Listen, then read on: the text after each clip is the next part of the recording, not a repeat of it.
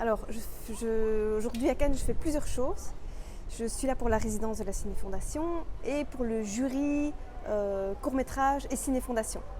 Mais évidemment, j'attends d'être surprise, d'avoir des coups de cœur, d'avoir des belles discussions avec les autres membres du jury. Ouais. Cinévox. Je pense que le souvenir le plus fort, c'était juste après la projection, au moment où tout le monde s'est levé et où ça applaudit pendant des très très longues minutes. Et là, c'était super émouvant. Enfin, sincèrement, je pense que c'est un des moments les plus forts de ma vie. Mais déjà parce que ça faisait 7 ans que je travaillais sur ce film, qu'on a attendu 1 an.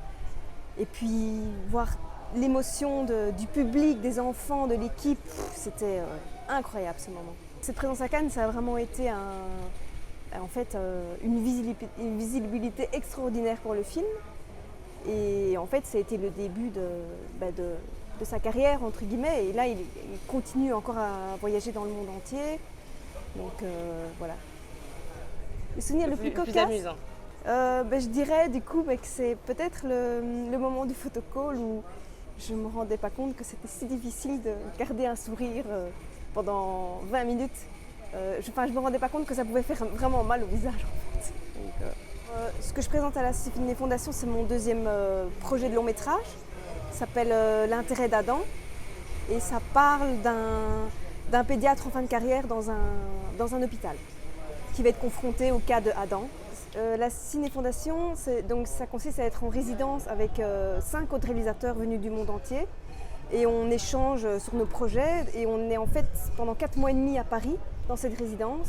Et voilà, ça permet d'échanger sur nos projets, de participer à la vie culturelle de Paris aussi. C'est hyper enrichissant. Et puis voilà, c'est aussi un accompagnement du festival très très en amont du projet, ce qui est hyper précieux.